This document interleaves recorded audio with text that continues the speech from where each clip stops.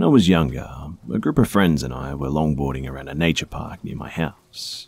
This nature park had a lake that was bordered by a walkway on one side, with lights, maybe every 50 feet or so, I'd say. But we were standing maybe 2 or 3 lights from the end, throwing bread into the water for the ducks, when we decided to leave. So we start kicking, and I'm at the back of the line when I turn around and notice standing in the beam of the last light, maybe 40 or 50 feet away, is what looks like a woman in a white gown with black hair walking towards us. She had her arms crossed as if she was cold, and I watched her for maybe 4 or 5 seconds when she looked up at us and then set off towards us at a dead sprint. We start laughing, thinking that someone's just messing with us, but we started kicking pretty hard. Now, it's important to note that when you're kicking hard on a longboard going downhill, you can easily cruise at about 15 to 20 miles per hour. So we're all laughing or whatever when I turn around again and this woman is catching up to us. We had never seen someone run that fast for that long, and we all panicked a bit and began kicking as hard as we could. We were easily at 20 to 25 miles per hour at this point, and as we hit the last light, I dared to turn my head again to notice that this woman was only about 15 feet behind us now, and her features were really exaggerated. Her arms were just way too long and her hands were huge, and her fingers looked like they had extra joints in them or something. I couldn't see any detail in her face too, but she was soundlessly keeping pace with my friends and I. The nature park had what we called the boardwalk that connected it to the nearby subdivision of neighborhoods where I lived, and we were kicking as hard as we could for it. She was maybe 5 feet behind me when we hit the wood of the boardwalk, and as soon as we did, she just stopped dead in her tracks, like instantly just stopped. No sound, no panting, nothing. We went maybe 50 feet down before we stopped and watched this thing, and she stood there for a minute, and then she turned and walked into the tree line of the nearby woods. But then, she squatted behind a tree and poked her head out, watching us. Needless to say, we promptly got the hell out of there. My friends and I, we've only talked about this once. And my buddy, who was at the front of the line of the friends who was kicking, he was kicking so hard to get away that he actually tore a hole in his shoe. If any of you guys have any idea of what could have pursued us that night, I sure would love to hear it.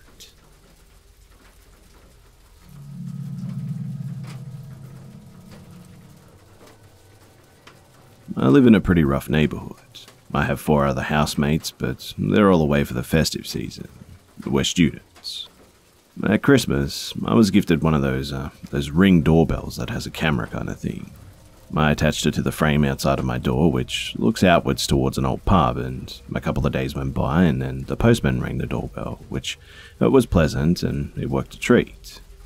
However, a couple of days later on my way back from work, I noticed that the Ring bell had been stolen. I hadn't even thought about this, but of course it had to have been stolen, right? I was annoyed, but I wasn't surprised, is what I'm getting at. But this is where it gets creepy though. Last night, the doorbell rang through to my phone. It was really late and I was still alone in the house, but the screen was dark, and it was just an image of my house, which meant that the person that stole it was sitting outside, filming my house with my own Ring doorbell. I was pretty shaken by this. The area is pretty rough, and I've been assaulted and robbed once before. The image quickly turned black as if the culprit had placed the doorbell back in their pocket or something. I peered out the curtain at around where I thought the person had been filming the house from, but no one was there.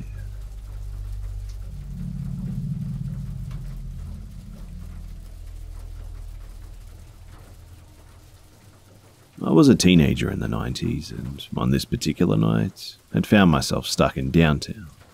It was around midnight when I finally found a semi-well-lit bus stop, and I looked at the bus schedule and realized that I'd missed the last bus of the night, unless it was late. And so I decided to wait on the bench for a little while just to see if the bus would come. Moments later, a tall man walked up and sat right next to me.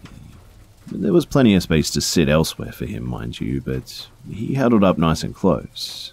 He was wearing all black, including a black leather jacket, and he started making smooth conversation with me, and I finally looked over at him, and he was very tan, had shiny wavy black hair, and really orange eyes, like a bright hazel orange snake-looking eye, which contrasted with his dark features and clothes.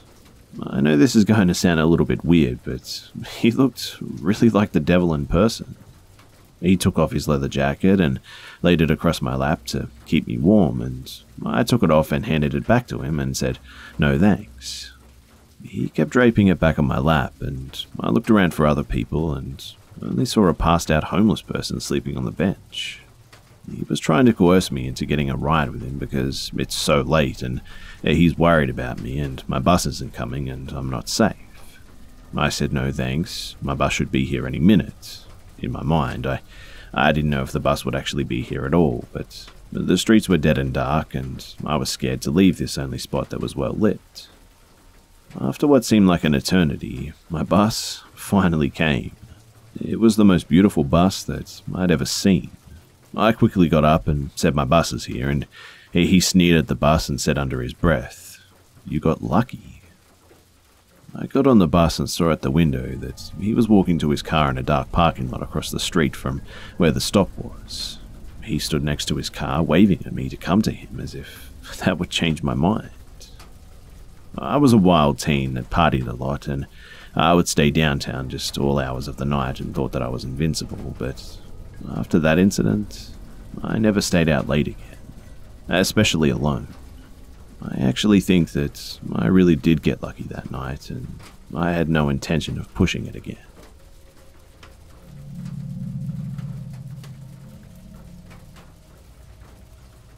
This happened last year in May, and at the time I was 15 years old and I was in the 10th grade at high school. My high school has an afternoon program for the 9th and 10th graders, and this meant that my classes started at 12 p.m. and I sometimes finished at 5 or 6 p.m., rarely at 7 p.m. too. For 3 days, on the 25th, the 26th and the 27th of May, I've been attending a convention, Eastern European Comic-Con, which was really far away from home and on the other side of the city. To get there from home, I had to use the subway, about 9 stations, and the bus about 6 stations. Because the first day of the convention was the 25th, a Friday, I went directly from my high school with my best friend Mary and stayed only 2 to 3 hours. I didn't want to come home late, and honestly I was just really exhausted because I finished my classes at 5:30 p.m. Also, the roads are really busy on a Friday night. Everything was fine, and I came home really happy because I had lots of fun. The next day it was the 26th, and it was a Saturday, and usually on the weekends, the subway is 10 times more empty and the roads get busy only in the evening. So I met my friend at the bus station in the morning at 9 a.m. and we went together to the convention. There we met other friends and stayed about 10 to 11 hours, and she had to wait for her mum to come and pick her up, but my parents insisted that I had to get home using the public transport system. They said this because they thought that it would be an inconvenience for her parents to pick me up. Clearly, though, this is something that my parents regret now. Everything was fine during the bus ride home, though. I was listening to music, scrolling through Facebook, and just minding my own business. But when I got to the subway, it was really empty, and you could barely see any people. It was about 8 p.m.-ish, so it wasn't a really big surprise. But because I had to change to the thoroughfare, I needed to walk about 5 minutes still on the subway to get to the train that leads to the nearest station to my home. As I was waiting for the train, a man starts walking around me. He was in his 30s, and he was looking pretty bad, and he had red puffy eyes and dirt on his hands and face too. At first, he walked past me, 3 times mind you, and I felt like he was walking in circles around me or something. As an instinct, I put my phone in my pocket and took off my headphones and unplugged them. The train arrived in about 4 minutes, and it honestly felt like an eternity. I sat down and tried not to panic, and he sat down right next to me. We were the only ones in the subway wagon, and I thought to myself, why would you sit right next to me when there are just lots of empty seats? There was an old man that was sitting at the other end of the train, and I wanted to get to him so I could feel a little bit safer, and as I stood up, This dude literally grabbed my hand and pulled me really hard, and I fell back on my seat. He started smiling and said, "If you don't sit right here next to me, it's going to be bad, girl." And at this point, I started crying. I tried to stay calm and react normal, and I nodded and he let go of my hand, and in this time I looked and examined him really well. He was wearing ripped jeans and a t-shirt with holes in it and a jean jacket. And he started asking me questions. How old am I? What's my name? Where am I coming from? What do I have in my bag? All sorts of questions. He was actually speaking aggressively too, and I didn't know what to do. But when he saw that I wasn't answering, he mumbled something and then started talking about his interests, the Norse gods and Norse mythology, and I don't know what made him talk about this topic, but I just sat there, listening. It's been almost 10 minutes at this point, and I felt like I had no escape. I heard footsteps, and in that moment, I looked up and realized that the train was almost reaching the second to the last station. The footsteps were coming from the old man that I saw earlier, and he looked at me and said, "Where have you been? I've been calling you and texting you for hours. Come on, we need to go home." I sighed in relief, and I could hear the dude mumbling something again. And just before the train stopped too, he asked me if I'm willing to give him my phone number so that we could chat again. I told him that I couldn't and that I just really had to go. The old man gave him a look and we got off the train together. We started walking towards the exit, and when we saw that the train left the station, we stopped. He looked at me and said, "Is this your station? Are you okay? Did he hurt you? Is there anything I can do for you?" I saw the way that he pulled at you and heard the way he spoke and thought that you may need some help. I told the man that I had exactly one more station and that I was okay and just a little bit scared. He advised me that I should talk with the security guard and tell him what just happened, and so I did. I kept thanking the old man for what he had done for me though, and I took the next train and I texted my dad and told him to pick me up from our subway station immediately. In about 3 or 4 minutes, I got off the train and I was at my station, and as I was climbing the stairs to reach the exit, I heard someone yelling, "You lying bitch." I didn't have time to turn around because I was knocked down, and I screamed so hard and I started crying and started to sort of move to get this man off me. Because I talked to that security guard at the other station, thank God, 2 other security guards were waiting to check on me. They were equipped with a taser, and when they heard me screaming, they rushed over and helped me to get up, and they put the man down. They told me to call the police and to wait for someone to take me home, and I told them that my dad was upstairs, outside the underground area, and I just ran to my dad and told him everything, and he called the police. The man was arrested, and we actually spoke to someone from the media for a short time, but they refused to make this case public because the man was a gypsy, and it would have been racist to shame his ethnicity and to show the bad side of this minority. To this day, I still wonder what was on his mind and what would have happened if that old man wasn't around.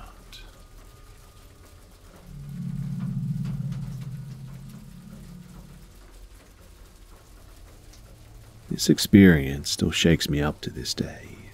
I don't know exactly what happened, and I live in a very safe neighborhood, which just makes this even creepier because it goes to show that you never know what may lie beneath. So my nephew was about 5 years old. I was asked to babysit him for the night, and I was young at the time and didn't really know how to watch a kid, so I'd figured I'd just put on Netflix for a few hours. We went to the kids section of Netflix and started watching some show about talking cars or something. This was about 5 p.m, so it was sunlight out, and perpendicular to the couch is a sliding glass door, and the curtain for the door was open. I was sitting on the couch with my nephew as we watched TV together. My nephew really liked the show too, so we kept watching. This went on for a few hours until it was dark outside, and in my foolishness, I turned on some lights, but I never did shut the curtain. It was one of those things where other people can see in, but all you see from inside is the blackness of the night. My backyard is adjacent to a big field, so there's no streetlights out there or anything too. And suddenly, I heard the sound of one of the deck chairs being dragged across the deck. I instantly recognized this sound and just assumed it was my parents. Why they would have come home and silently then go outside to move around deck furniture in the middle of the night is something I just didn't really think about. Like I said, it's a safe neighborhood. We watched TV though for maybe an hour until it was bedtime, and when I brought my nephew to bed, I realized my parents had been home and I asked them who was out on the deck. But they both denied ever going out on the deck, and that creeped me out a bit. So I went to the kitchen and turned on the deck light, and from the window, I could see that the deck chair had been dragged from its usual spot at the outside table, about 5 or 10 feet away to the sliding glass door. The chair was directly facing the window, less than a foot away from the glass, too, but right in front of the opening in the curtains. From where it was, the person would have had a perfect view of me and my nephew, and the chair was positioned like someone had just pulled it up and taken a seat, like we were the show or something. I never noticed anyone outside the window or felt like I was being watched or anything, which, I don't know, kind of makes it creepier in a way. But it gets worse. The next day, I went out to take a look and I found 2 big handprints with the fingers spread out on my bedroom window. My bedroom window was on the first floor. Luckily, the room used to be my brother's, and he's had some problems with sneaking girls in, and so my parents installed some pretty good locks to the point where the window just can't be opened anymore. To this day, I have no idea what happened. It's been several years with no other signs of peeping Tom since then, but safe to say, the incident shook me to my core. And I don't leave my curtains open at night anymore.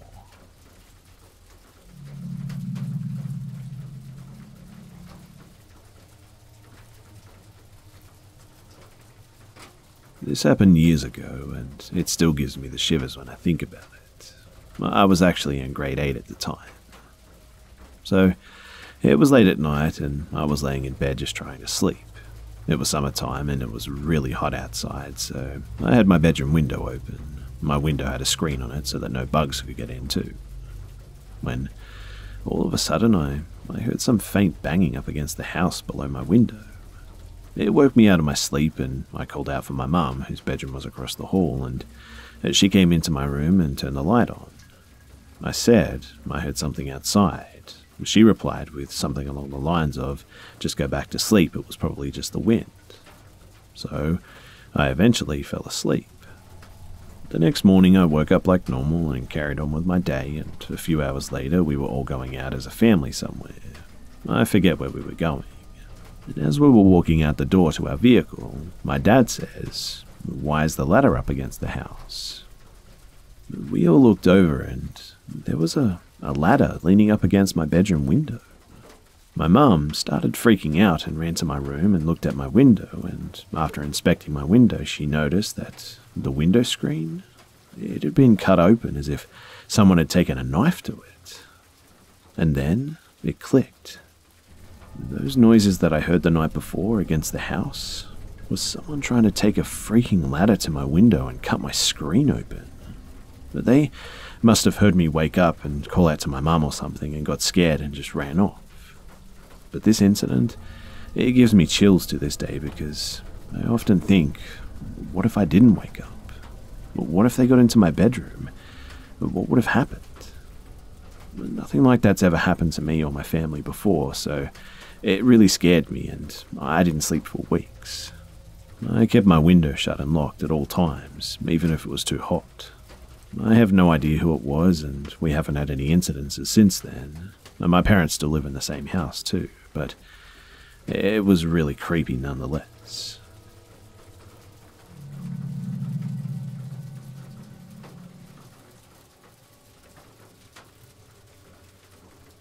I used to do a lot of solo camping, all that sort of stuff when I was working for a veggie grower in Humboldt County area of Northern California.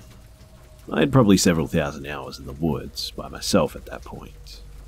But being an East Coast guy though, I'm pretty paranoid. I always take my compound bow, not to hunt, but for just in case you need it. I basically had no gun license at the time.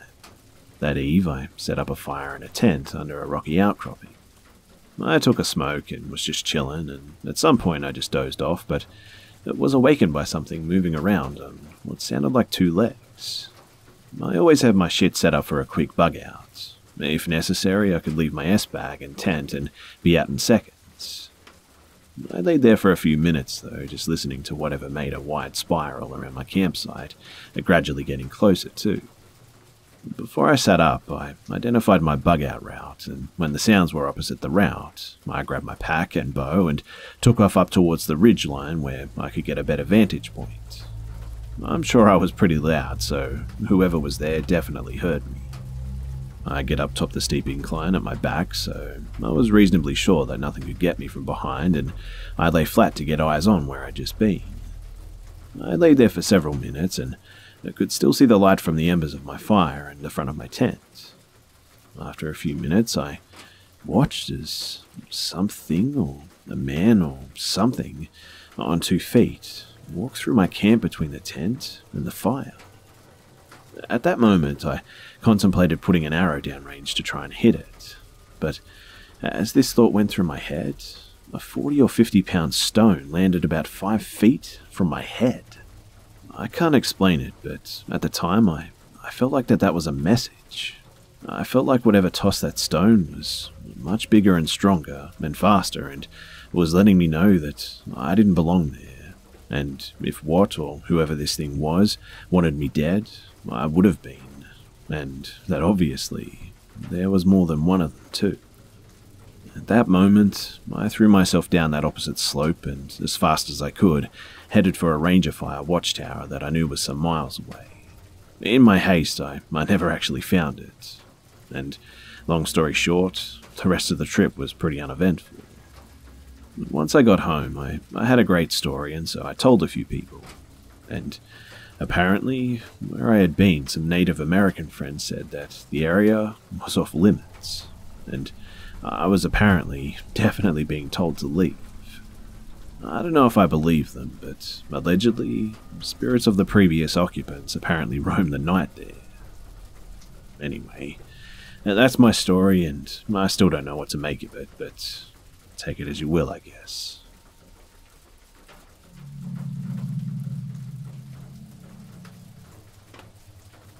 When I was little, about 7 or 8 I'd say, my mum and stepdad used to take me with them to visit a friend. The adults hung out in this guy's garage, and I had to play with the other kids outside. The only time that we went into the actual house is if someone had to go to the bathroom. I would never go in there by myself because I always wanted my mum to go with me. The bathroom was at the top of the stairs, and the house was kind of old, and I remember it being really fun because there was one of those stair lift chairs, and sometimes we got to ride it up to the bathroom. The chair belonged to the guy's mother, who actually lived there with him. She was really old, with more white hair, and she always sat on the sofa in the living room across from the bottom of the stairs, watching TV, and she never spoke or looked at you when you came in, and I always assumed that she was just deaf or senile. A couple of years ago, I was talking to my mum about this guy's house and how creeped out I was to go in there alone. I told my mum, and there was always that old lady sitting there in the living room, and she never looked at us, and it was really creepy. My mum got this wide-eyed look and said, "What old lady?" Apparently, the guy's mother had died a few years ago before we even started going over there. But I know that I saw her every single time too, and I can tell you every detail of what she looked like, down to her clothing and the brown crochet afghan that she always wore around her shoulders, and my mum and I were both pretty freaked out by this. Along these lines too, she told me a story that day of how once she was in the bathroom at the top of the stairs in that same house, and she heard someone come up the stairs and jiggle the doorknob to the bathroom. She yelled out, "Just a minute," and then she looked out the window to her left to the toilet and saw that everyone that was there, standing around outside in the yard, was everyone who was at the party. She zipped up super fast and yanked open the door, and there was no one there. I'd love to go back to that house as an adult, but sadly the guy who lived there moved away, and we don't know the people who live there now, so I guess that this is all the information that I'll ever get.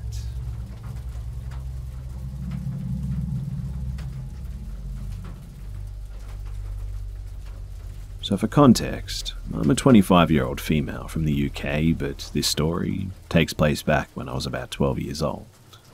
I guess it starts with us moving into a new house.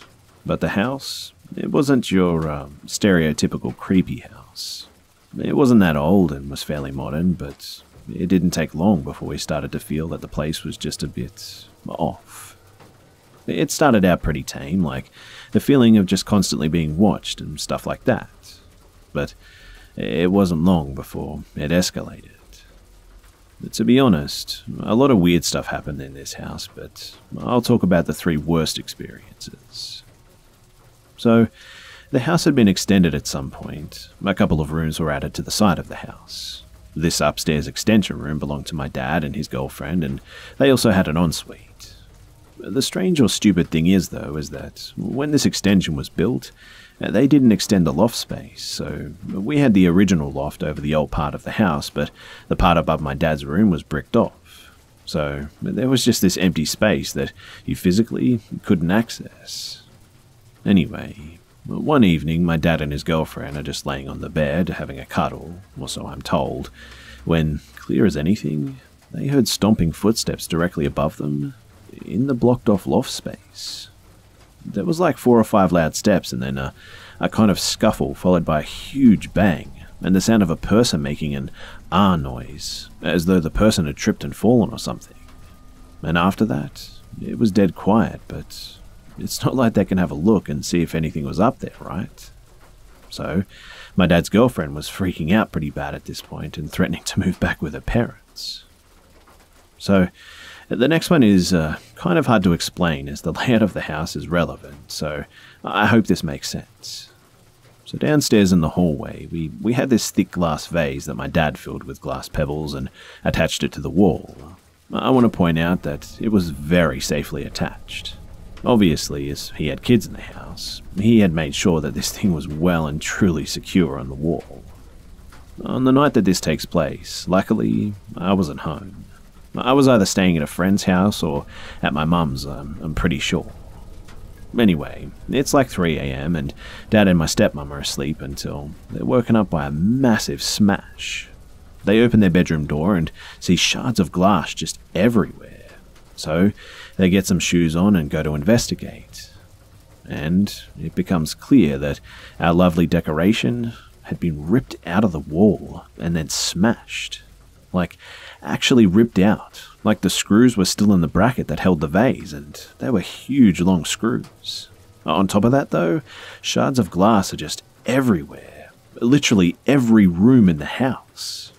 And sure, when you smash something, glass does seem to end up in crazy places, but this was something else. There were just handfuls of large shards in my bedroom, and in order to get from the hallway to my bedroom, you had to go up the twisted staircase, turn right at the top, go like 5-6 feet down the landing and turn right again.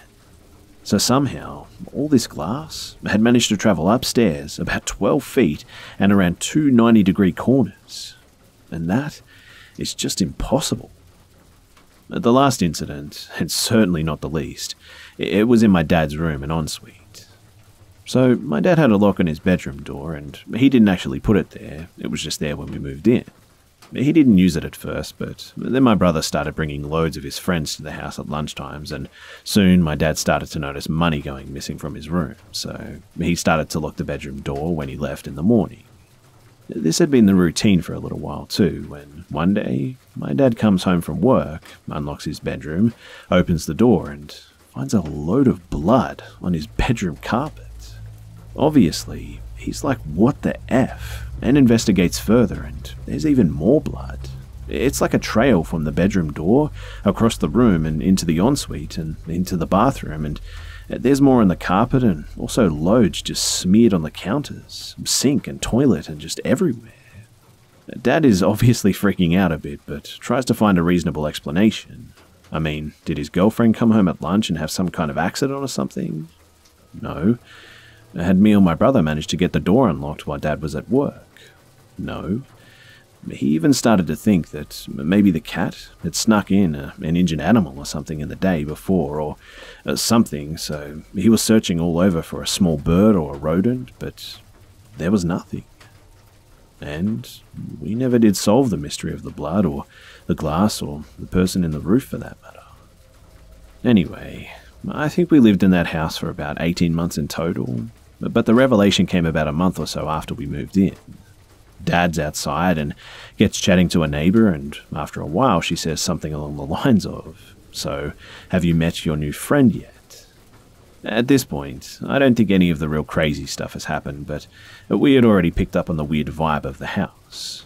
So, Dad asks her to explain, and it turns out a few years back, a teenage guy had died in the house. I believe it was leukemia, and he'd been unwell for a long time, and they made the decision to just bring him home to die. And so, his parents moved out not long after, and since then, nobody had lasted more than 6 months in the house. Also, a couple of extra just random fun freaky facts about this place is that when we decorated my brother's room, we stripped the wallpaper to find the guy had left a message under the paper.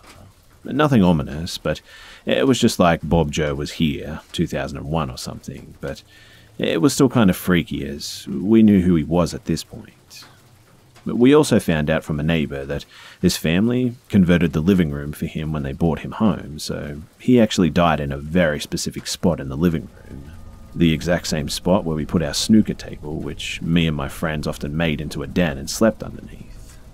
About 4 years after we moved out too, one of my friends from school moved in, and we weren't hugely close, but he knew that I used to live there and that I had some weird stories about the place.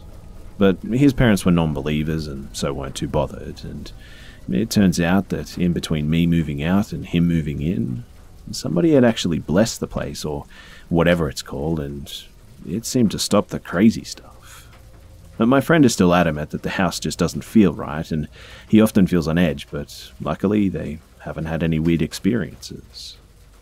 And so, that's my story. I hope you guys enjoyed it, and I'm sorry if it was a little bit long.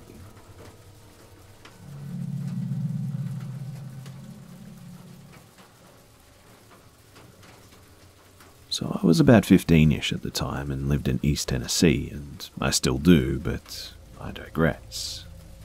I absolutely loved walking in those woods, as all of the fallen trees and the briar patches and the mud holes just made a fun little obstacle course of sorts. Another thing that will be important later is that I also have a deep interest in the paranormal and occult, and things of that nature. They never really freaked me out too much. So, I had started off into the woods that day, just sort of for a short walkabout. But this time, though, I decided to go just a little bit farther than I usually did, and my house had just left my line of sight when I found something odd. And that something was an area of the forest in which absolutely nothing was growing. There weren't any trees or moss or grass or mushrooms or anything. This area happened to be in the shape of a large oval too, and I couldn't see any imperfections in its shape. There weren't any signs that it was man-made either, so naturally I just sort of stood there and marveled at the strange plot of land. But shortly after, things started to get a little bit weird. I started hearing some unnatural noise, and it sounded like it was coming from everywhere and nowhere, all at the same time. I could hear it right in my ears and from the forest around me, and it was getting louder too. It took me a minute to identify the sound, but it sounded like it was a group of women harmonizing. At least that's what it sounded like to me. Now, by this point, I was kind of a little bit excited, to be honest, and I was and still am in love with the paranormal, and whatever was happening was obviously not a natural occurrence. I wanted to stay and observe, but I guess whatever or whoever was there was telling me to leave. The harmonizing soon filled my ears too, and was actually beginning to be painfully loud. In spite of this, I stayed adamant about staying there, but then came the weirdest part. I just got really scared all of a sudden and bolted back in the direction of my house without warning. I tore through briars and mud, not even trying to slip past them until I just found myself in my backyard again. As I stood there, covered in scrapes and mud and trickled with blood, I realized that I wasn't actually the one that was moving my body. It was almost like I was in complete autopilot or something. I mean, I knew very well what I was doing, but I wasn't the one telling my body to do it. I don't know, it's really difficult to describe. But being my hard-headed self, I actually tried to find the spot again, even though I was legitimately scared by that happening. But no matter how many times I looked through those woods, I never found that place again.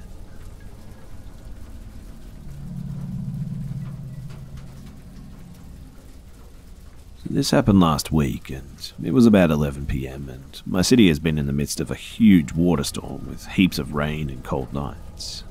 Just as I'm getting ready for bed, my wife tells me that her minivan needs gas, and being the awesome husband that I am, I tell her that I'll get dressed and take her van to the gas station so that she doesn't have to first thing in the morning and in the rain and whatnot. The streets are pretty empty, and I don't go to the nearest station to my house, but to one further away because it's cheaper. There is a steady rain, and some streets are dark, and as I pull off from the main road onto a side road that will eventually lead to the other main road where the station is, I stop at the light. I just happen to look over at the right-hand side of the street, and there's a storm drain there, and water is flowing pretty good down the drain, and this part of the street isn't too dark as the light from the intersection illuminated this area. Now, just as I'm looking, I see a black figure crawl to the storm drain, and at first I think it's some kind of debris as it's approaching the drain, but as I look and it gets closer, I can see that it has legs, a head, a torso and arms too. It proceeds to crawl into the storm drain, and with its arms, it lowers itself down, holding onto the curb, and then just jumps in. I was like, what the hell is that? It looked bigger than a dog, but smaller than a child, I think. If I had to describe what I saw, I would say it kind of looked like a monkey or something like that. Maybe a fast-moving sloth. Whatever the case, it was definitely humanoid, and it was weird. Also, I definitely wasn't half asleep or drunk, and I know I didn't imagine it. I also don't live in an area with lots of wildlife. Just the occasional skunk or possum and coyote, and that's pretty much it. Either way, why would any animal just jump into a storm drain with a good amount of water flowing into it? It was weird, and it looked like a person, but a tiny person, and I don't know what to think.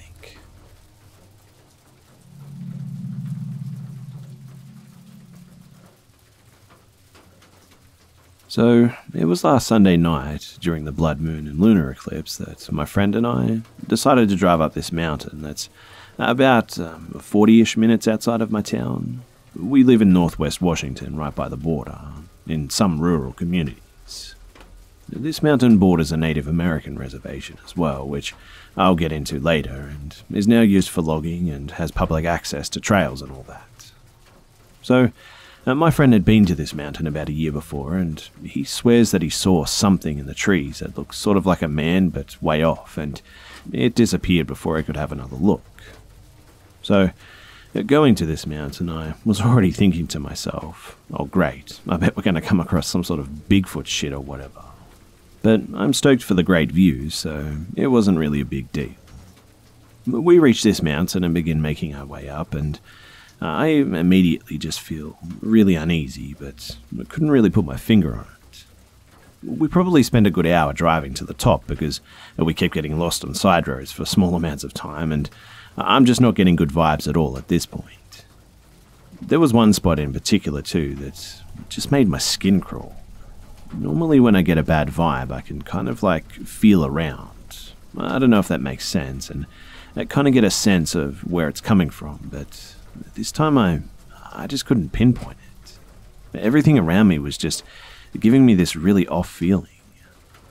But we reach the top and have to turn around because our dumbasses didn't realize that they closed the top viewpoint for the night and blocked the road with a gate, which, in hindsight, we're actually both very grateful for now.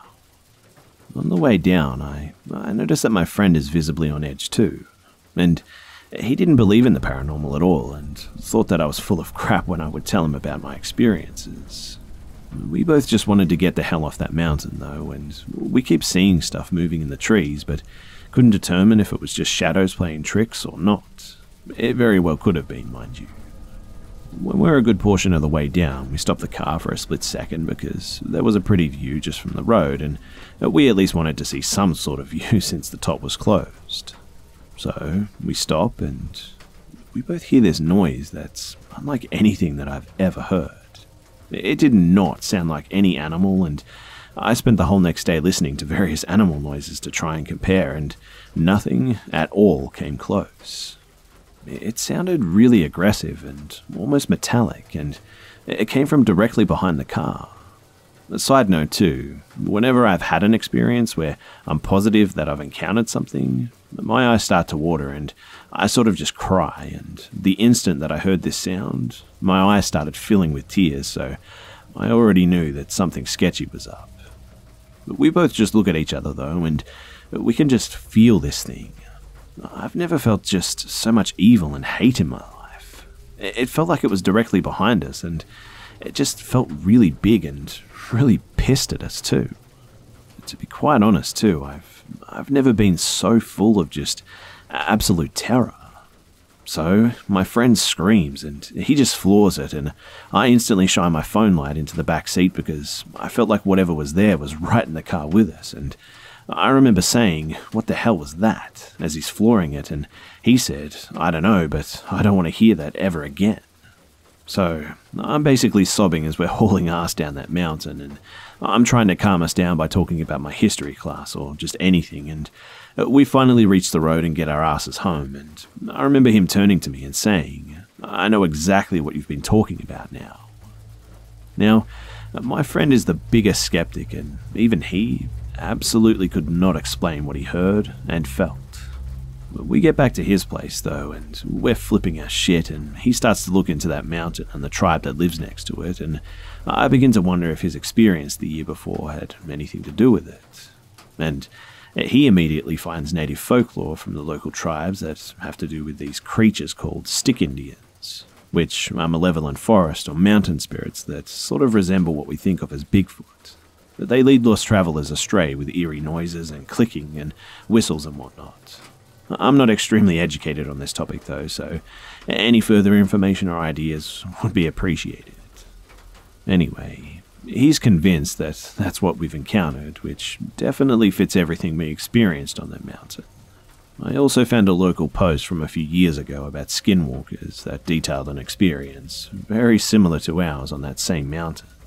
Now, let me just say that I have no clue what we encountered, so this is all just speculation. I just know how scared I was, and normally, when I have an experience, I kind of freak out for a minute or two, and then I'm fine and think it's actually pretty cool. But this time around, I wanted absolutely nothing to do with it again. I'm actually still pretty terrified and have trouble falling asleep because all I can do is think about what happened. Whatever we both felt was just extremely negative and really aggressive. Now, to the skeptics out there, we definitely potentially could both be idiots and nothing supernatural at all occurred, but I don't know about this one. The fear that we felt was more than just being spooked out by something. It was full-on fight or flight mode, and I was completely overwhelmed with the feeling from that thing, and I never, ever want to feel that again, and especially never go back to that mountain again. Even my friend is having trouble with it too, and like I said, he's the biggest skeptic I know. Anyway, do any of you guys have any thoughts, or are we just being idiots? Or did we encounter a stick Indian or something else? The stick Indian theory does make the most sense to me, as we were on historical native land, and maybe it was angry because of its home being logged and just wanted us out of there or something. Also, maybe the blood moon and the eclipse caused a spike in supernatural activity or something. I don't know what it was, and sorry for such a long and twisty post, but I'm also trying to make sense of this as I write it. Any thoughts or opinions or similar experiences would really be very much appreciated.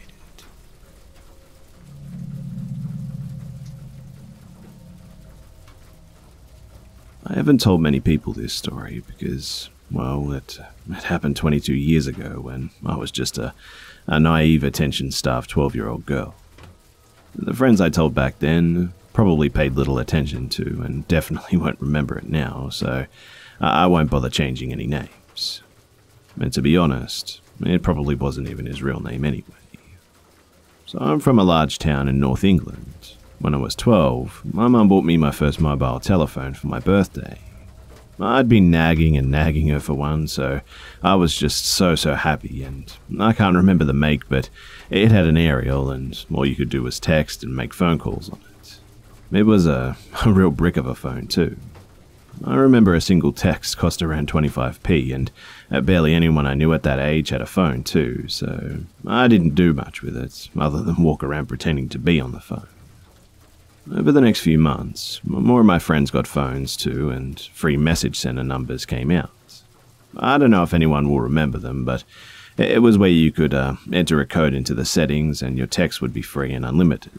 It was huge, and so with that came the game of changing the last digit of your telephone number and texting all the different outcomes. This is how I met Alex. He started texting me back, and it was all innocent to me back then, and he told me he was a 24-year-old DJ in a nightclub and lived in Leicestershire in the UK. I thought he was really interesting and didn't want him to stop talking to me, so I told him that I was 14, thinking that this was an acceptable age for a 24-year-old man to be talking to. He'd call me often too, when my mum and dad were out of earshot. I wasn't stupid enough to realize that they wouldn't let me talk to him. But we'd talk about things like school, his job, just normal things, and I liked how he spoke to me, like I was a grown-up and I was interesting. After a few months of just innocently chatting, he asked if we could meet and that he'd drive up to see me. I was nervous because I'd actually lied to him about my age and that he might not like me, so I told him I had something to tell him and that I was actually 12. He called me and softly told me not to worry, that he didn't care, but that he had something to tell me too. He was actually 30. Now, I don't know what the hell I was thinking, but I didn't care too much, and from here on he'd just text me saying how much he'd like to kiss me, asking me about my underwear, and just generally being a pervert. But, being stupid and young, I found it flattering and went along with it. I didn't mention earlier, but I was badly bullied in my earlier school years, and at around the age of 11 or 12 I developed early and discovered makeup, and all of a sudden I started getting much more positive attention from people. In other words, I was the perfect victim for someone like this. So we eventually met up, and he drove up to my town about 2 hours away from Leicestershire in an old dark blue car, picked me up around the corner from my house and took me to the pub. He was tall, had dark curly hair, and quite large front teeth. I honestly don't remember too much about him, and he bought me a lager, and we sat in the corner of this dingy pub, him with his arm around me telling me how beautiful I was. At the time, I had absolutely no clue how wrong this was, and I was totally naive, and all I can remember thinking is, I hope nobody who knows my mum sees us. After a few drinks, we got back into his car, and he drove around looking for a quiet spot. Whilst on the road, a police car was driving towards us, and he suddenly became very irritable and demanded that I put my seatbelt on and sit back. But this obviously rang some alarm bells, even in my 12-year-old mind.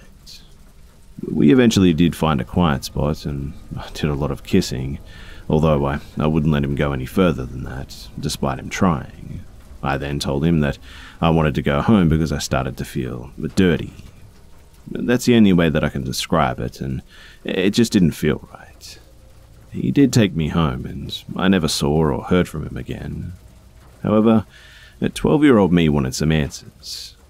So after texting and calling his mobile and getting no response for a week or two, I called his landline, which I had stored on my phone through him ringing me on it a few weeks earlier. And a woman answered. When I asked for Alex, she started questioning who I was and what I wanted with him.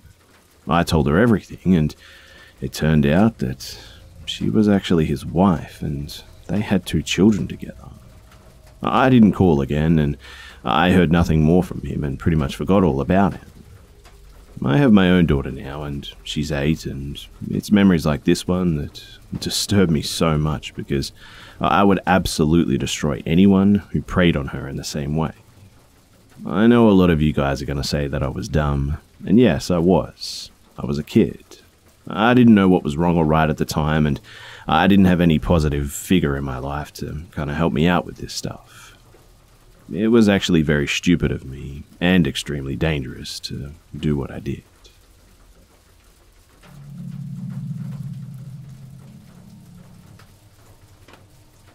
I'm a 16-year-old male, and I don't really partake in any sports. I'm a computer programmer, gamer, and avid comic, book and movie enthusiast. With that being said, to compensate for my lack of physical activity, I work out at least 4 times a week to maintain a reasonable physique. I have a membership at my local 24-hour gym, and I started going there 2 years ago. It's a pretty big establishment. They have multiple floors, but I usually spend my time on the main floor, which has a spacious room with all of the workout equipment that you could want.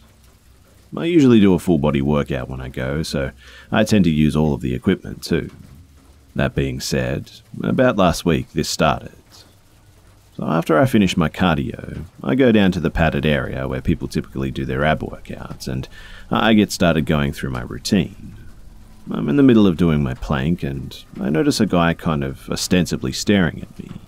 He was on my right and was wearing sunglasses, so I gave him the benefit of the doubt and wrote it off as him just looking at something else, as I couldn't see his actual eyes. After I proceed to my next exercise, he quickly leaves my head until I get to doing my squats. And that's where he is very obviously staring at me. His head was turned in my direction, and there was nothing else to look at. I give him the benefit of the doubt, though, again, because maybe he was just thinking about something. That thought, though, was completely diminished when he came over and, without solicitation, touched me, proclaiming that I wasn't doing my squats right. Which I, of course, knew was complete bullcrap. At this point, he had his hand on my glutes, and let me also say that I'm very clearly underage. I do not look a day over 15, and everything about this situation was just wrong, and I knew it too. But I was honestly paralyzed, and after I snapped out of it, I thanked him and told him that I got it. He smiled with the most perverted and creepy smile ever, and he goes back to his area and continues to stare me down like a hawk stalking its prey. I stupidly don't report him and don't tell anybody about the situation, and I was just extremely perturbed nonetheless. I go back the next day and I pray that he isn't there. But, lo and behold, I see him sitting around with his creepy sunglasses again. When he sees me, he smiles creepily at me and waves. I don't reciprocate at all, mind you, and I just wanted to avoid all confrontation with this guy. I do my cardio without incident, and when I get to the padded area, he's ostensibly not there, but in the middle of my workout, the guy just plops down next to me and asks, "Hey buddy, how often do you come to the gym?" I was honestly startled and responded with a slurred, "When I can." I put back in my earbuds in hope that that would give him the signal that I had no interest in conversing whatsoever. I start doing my push-ups, and out of the corner of my eye, the creep's just laying there, analyzing me. He then decided to give me an anatomy of the bicep, and he started touching my arm, and he was almost caressing it. I just awkwardly said, "Okay," and I was trying to be as cordial as possible since I didn't want to retaliate and potentially mischaracterize him or something. I go to this gym often and didn't want to develop a reputation or anything. But he then started putting his hand toward my crotch, and that's when I sprung up and I just left. The people around me looked disconcerted, and one woman went up to me and asked if I knew this man, to which I replied no. I still didn't report the guy, as I feared that I misconstrued what he was doing and that he was just trying to help me or something. The next couple of times I went, I actually didn't see him at all. But yesterday is when things escalated to a point where I knew this guy had malicious intentions. So I'm back at the ab workout area, and the guy doesn't confront me at all, but has his iPhone pointed at me in a really suspicious way. It looked as if he was taking pictures of me or recording me, and I was freaked out, but I couldn't say anything because for all I knew he was just reading an article or something. I was unsettled, but I just continued my workout. After my workout, I go to wash my hands in the locker room. People in there have a tendency to just kind of walk around naked, which I find to be pretty repulsive, but there's actually no rules against it, so this sick creep is in the locker room, and I curse myself under my breath, and while I'm washing my hands, the bastard comes up literally right behind me and says, "After workout, you should shower. Come with me, I'll help." I tell him to get lost and that I'm reporting him to the gym and the police, and everybody else in there hears this, and I don't know what happened to him in there as I just hauled ass out of there as quick as possible. I did act according to my threat, and I reported him to the gym, but I didn't have a name and there were no cameras in the locker room, so the only evidence I have is him touching me in the gym. I tell my father, and obviously he's infuriated. But my father goes to the same gym, and when I described the guy to him, my father said that he recognized who I was talking about. He said that the guy always talks to younger people in the gym and that it always creeped him out. And that is where we're up to for now.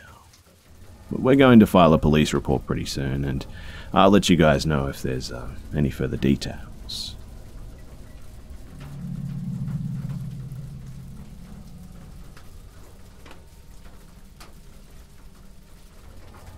I've been listening to scary stories for a while, and although not as extreme as many of the stories here, I keep remembering an encounter that I had when I was just a little girl, around 9 years old or so. Since it's been nearly a decade, my memory on it's a bit hazy, but some of it's burned into my mind forever. So it was a regular day, and for some reason I decided to go to the nearby forest to take some pictures, which I had never done before.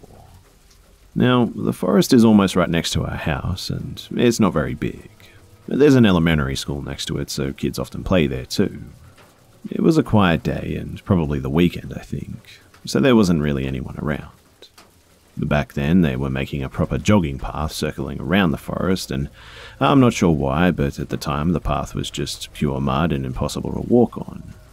So I opted for the old and smaller path, which worked out better for me and my pictures anyway in terms of scenery. I had barely gotten into the forest. You could still very clearly see the neighbors near it, and I had only managed to snap a couple of photos when I noticed someone standing some ways behind me. I immediately felt a bit uncomfortable, but only because I didn't like being seen taking random pictures in the forest. I decided to walk a bit further away to keep taking my pictures, and I noticed the person starting to follow me. I got sort of freaked out by this, and my subconscious kicked in to tell me that something was probably wrong here, so after a while, and at a point where the old and the new path converged, I hopped onto the muddy new path. It was a struggle to walk in, but thankfully I was wearing rain boots, and they were completely submerged in the mud. After walking for a while, I had the courage to look behind me. Maybe around 60 feet behind me, I saw what at the time looked like a middle-aged man just standing there and looking at me. It felt like that moment just went on forever, but it was probably only just a couple of seconds before he turned around and just quietly walked away. I stood there for a while before starting to leave, and I definitely didn't want to stay in the forest any longer. I walked along the muddy path, too scared to step off it, and I thought maybe the man hadn't followed me on that path because of how impossible it was to walk in. I finally got to my grandparents' house, since they lived right in the neighborhood at the time, and I sat there in their swings and quickly texted my best friend about everything that had happened. At this point, I was starting to calm down because I'd been crying the whole time that I was walking out of the forest. I got home and wasn't planning to talk about it, but I just immediately burst into tears, and I told my mum everything. She comforted me for a bit and said that maybe it was just some sort of older guy living in the neighborhood who was curious about the person walking in the forest. Her reasoning being that pretty much everyone knows each other around here, and maybe he was just lonely or something. I never bought what she said though, because the man had not once raised his voice to say something to me and just quietly followed me for quite some time. If there's one thing I know about the old people around here too, it's that they'll just immediately strike up a conversation. I'm also pretty sure that it wasn't an older person, and my mum probably misunderstood because I think I described him as an old man. To a little girl, anyone over 40 would have looked like an old man to me. I never really brought it up again, but it's definitely been on my mind sometimes. I actually live in a pretty safe country, Finland, in a very safe neighborhood, so sometimes I question if maybe I just overreacted to the situation. But then again, why does just some random old man follow a small girl through a forest for quite some time? All I can put it down to is that this guy was following me because he was up to something.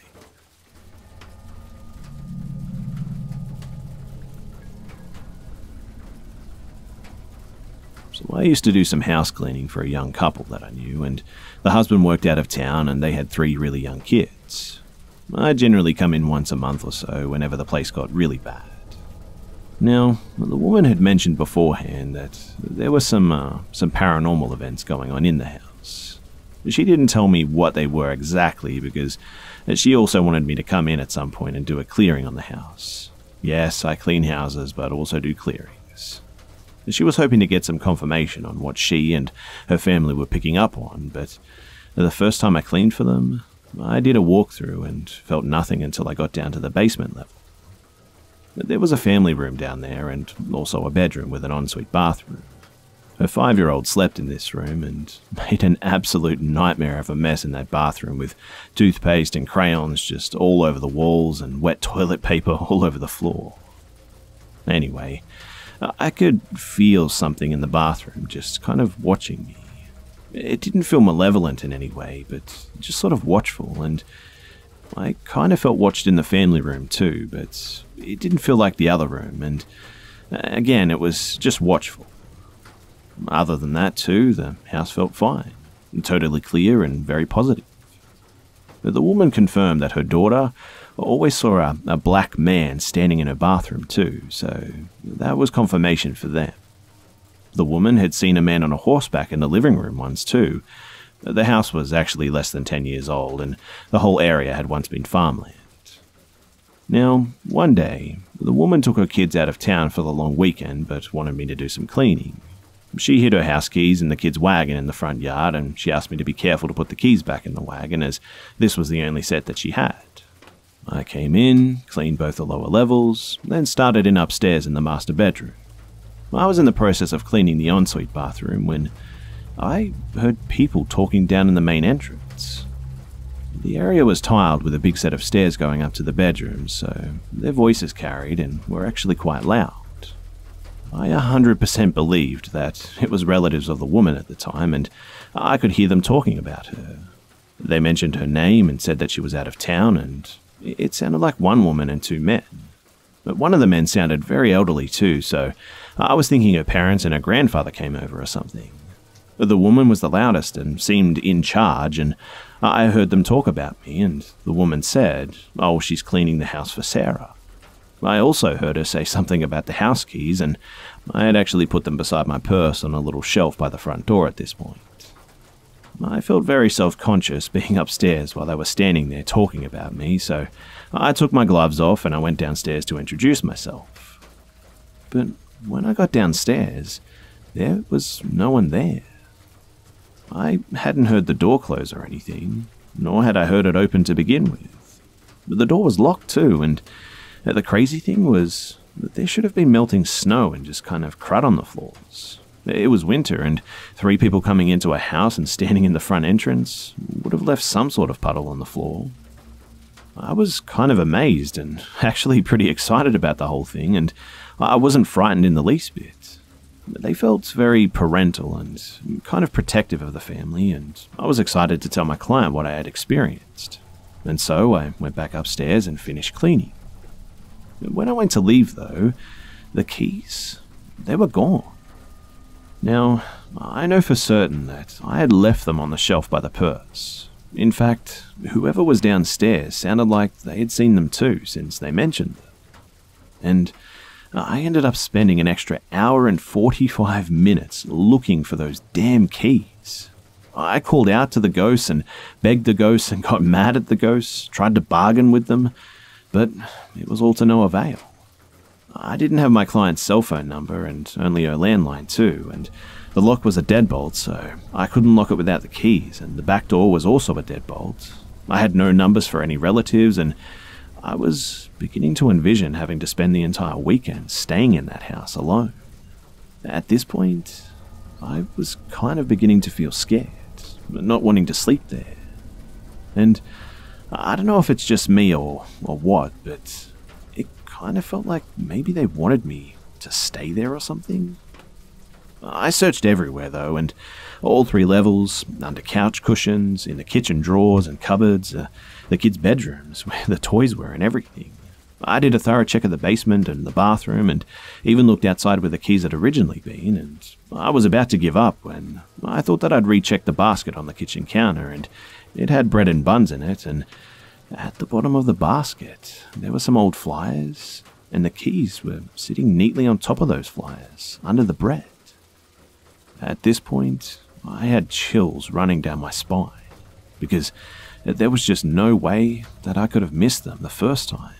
I mean, the keychain had a huge gummy flip-flop thing on it, and a mini Tupperware container on it too, and you just couldn't miss it. Needless to say, I got the hell out of there and locked the door behind me, so relieved not to have to stay there. When I told the woman, after she got back, she said that they often had important things go missing, her husband too, and it was more than her. She also said that her husband had heard people talking before, but she hadn't. I still don't know what happened that day, but when the thought crossed my mind that maybe whoever was there wanted me to stay there, I don't know what it was, but I just kind of got this feeling like maybe they were trying to trap me in that house or something.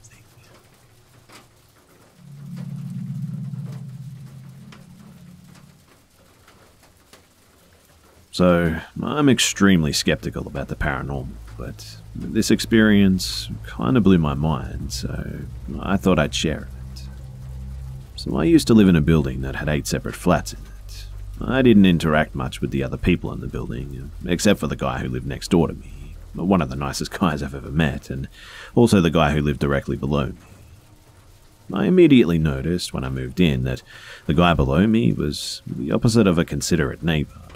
He blasted music at all hours of the night, sometimes for 24 hours straight too, and honestly though, I could sleep through a hurricane, and it genuinely didn't bother me that much, except for the fact that it was just super rude. Anyway, I opted to keep the peace and not mention it. The guy who lived next door to me, Gary, approached me one day asking if I was okay about the guy below me playing the music so loud, because even Gary could hear it in his flat. I told him I wasn't too bothered by it, and Gary said that he was relieved because he didn't want me confronting the guy on my own. I'm a 20-year-old girl, and Gary was about 50, so I think he was just looking out for me. I asked why, and he said that he'd met the guy years beforehand through work, and he'd introduced himself as John, but when he moved into the flat, he introduced himself as Wes. Gary had gone back to one of the other guys who worked with him to double-check, and he said that he'd switch between the 2 personalities regularly, so he obviously had some sort of personality disorder or something. I'm hardly an expert on stuff like that, but I'd hear Wes, that's the name my boyfriend and I ended up using to refer to him, yelling quite a lot, and I wondered if maybe he'd played the music to drown voices out or something. I might be way off the mark, because, like I said, I'm definitely not an expert or anything. Anyway, one day, I find a note taped to my door. Stop your constant banging, I can't sleep. You can tell from the handwriting too that it's been scrawled in a fury. Now, I was at work, 8 PM to 6 PM, and when I got home I pretty much sat on my sofa all night. Obviously, I made tea and went to the bathroom too, but I definitely wasn't constantly banging or anything. But Wes took it upon himself to start banging on his roof, my floor, whenever he felt like I was being too loud or something. And that's how I know it wasn't me, because he'd bang at the most random times when I hadn't even moved from the sofa for over an hour, or sometimes like at 4 AM when I'd be in bed for hours. My boyfriend knocked on his door a few times, but he just never answered. And this is where it gets creepy. Now, I don't necessarily believe in ghosts, to be completely honest, so I never thought much of the weird noises that I heard in that flat. I was living in a building with 7 other people, after all, and in hindsight, my boyfriend said some weird things in his sleep too, but he sleep talks random nonsense regularly anyway. But despite me not believing in ghosts, though, I did find it super interesting, and I actually have a Ouija board which I occasionally tried out. One night, my boyfriend and I decided to use it too, and we'd already used it once before in that flat, but nothing happened. This time, however, boy, it did. Mostly it was moving to random letters that didn't really make any sense, but I was still feeling a weird vibe. I mean, the candles kept flickering, which I know sounds weak, but I just had a really weird feeling about the situation for some reason. But then, the board says, "Find me." So I naturally ask, "Where are you?" And it says, "Weshed body." Like an absolute idiot, I read it that way and hastily concluded that the board was talking nonsense, said goodbye and turned the lights on. To be completely honest, I was getting really freaked out, and I thought that I could hear things moving, and I didn't want my boyfriend to see how creeped out I was because he actually believes in ghosts and I'm always super skeptical about it. Only afterwards, when I sat down on the sofa, did I realize that it had actually been saying, "Where's hid body?" When the realization hit me, I told my boyfriend, whose reaction was, "Oh, I see, very funny, nice try." To this day, he thinks I was pushing the board and playing dumb to make it seem realistic too, but I promise I wasn't.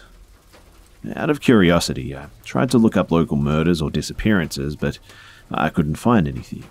I also can't find any social media for Wes or anything of interest about him online, and I actually managed to find out his real name too. I still don't know what happened or why the board said that, and I'm convinced that there's a logical explanation. A subconscious movement, maybe, but it did freak the hell out of me. I actually moved out of that flat a couple of months ago, and I'm not gonna lie, I haven't used a Ouija board since then. I don't know if Wes hid body is referring to some sort of murder or something, but I've just kind of left it alone at this point because it was really weird.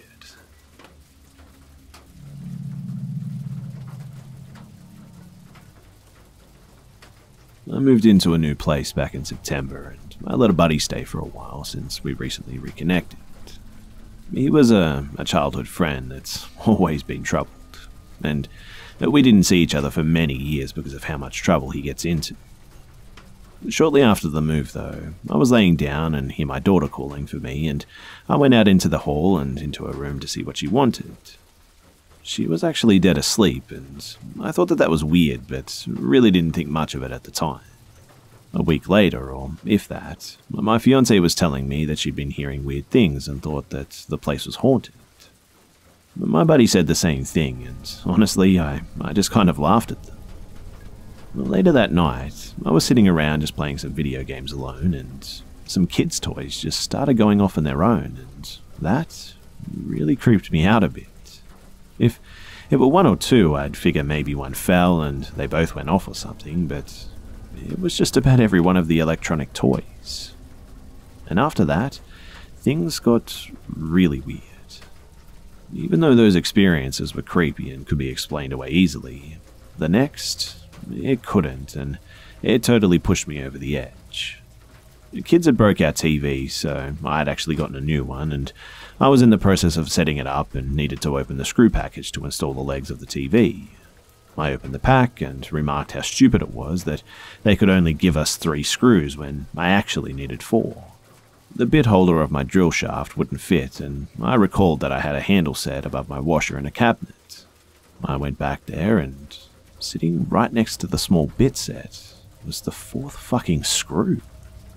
And that absolutely blew my mind. Things stayed really weird too, and my buddy and I were watching how the universe works, and my front door just slowly opened, with no one there. Mind you, it wasn't windy, and it didn't open fast or even slowly. It was kind of like someone walked in. We've seen books just pushed off the top of the refrigerator and heard footsteps a lot since then too. My fiancée said that she's actually going to call someone to investigate, and my buddy started telling me stories of how he'd seen himself, but with black eyes and just other really weird stuff. I then found out that he'd actually been in prison for manslaughter. In hindsight, he's actually a pretty horrible person too. Anyways, he thought that whatever was going on was actually attached to us, and when we had him leave, everything just completely stopped. Now, what the hell would attach to a person? I'm positive that whatever was going on had something to do with him, and even weirder, now that I think about it, we always had a ton of small flies that just would never go away. And since he's been gone, they're also gone too. I try not to think about it much anymore since it's been gone a while, but I'm really curious about what the hell could have been around here. Thinking back on it too, I'm kind of wondering now if whatever was around wasn't trying to warn us of the guy or something. Either way, those are the only paranormal experiences that I've had, but it's really weird that everything just stopped when that guy left.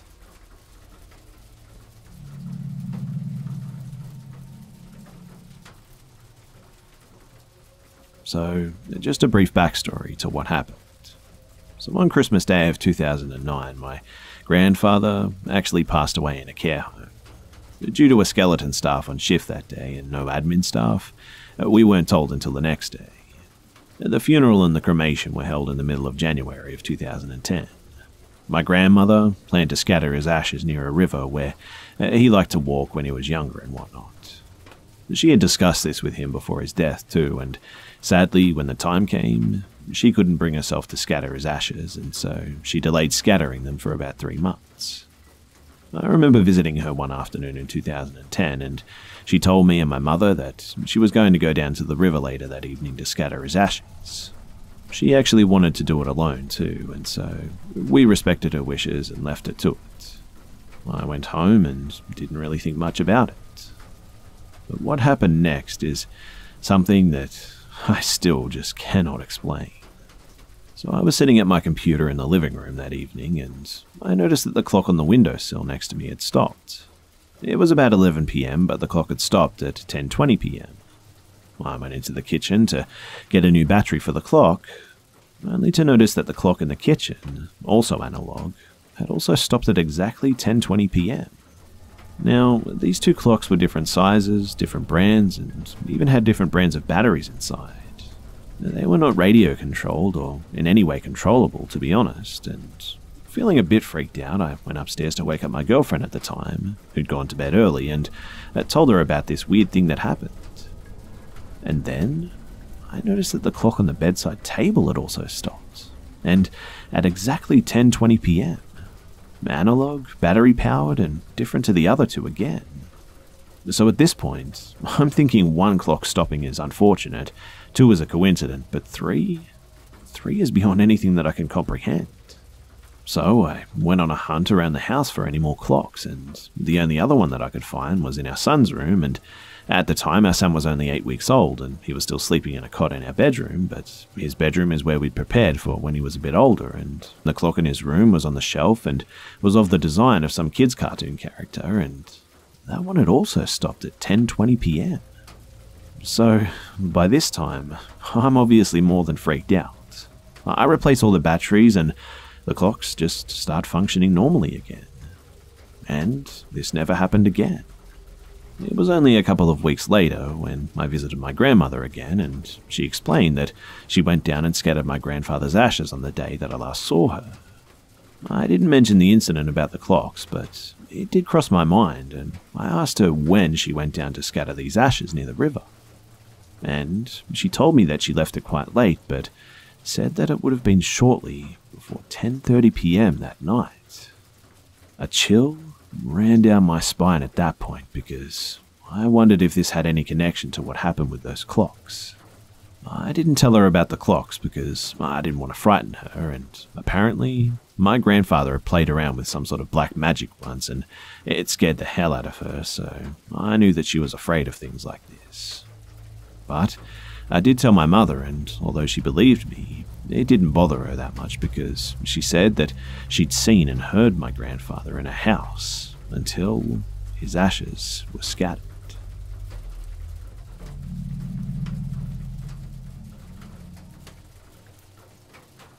This is my story about my haunted doll, Claire. She's been featured in the book Haunted Objects, Stories of Ghosts on Your Shelves, on a couple of paranormal podcasts, and the TV show Haunted Towns that aired on Destination America back in 2017.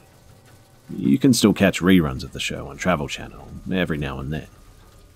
So, as an 8-year-old child, I was given an old porcelain doll by a very dear family friend, Mrs. Marion. She came across things all the time, and she was always giving them to me. And this doll was the last thing that she ever gave to me.